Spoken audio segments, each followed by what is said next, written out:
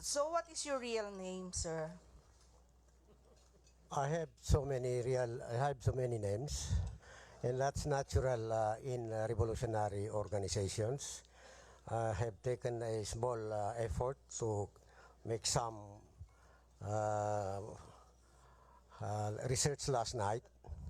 It's natural in a revolutionary organization that members of that organization has so many names, and I think I am one of those who have many names.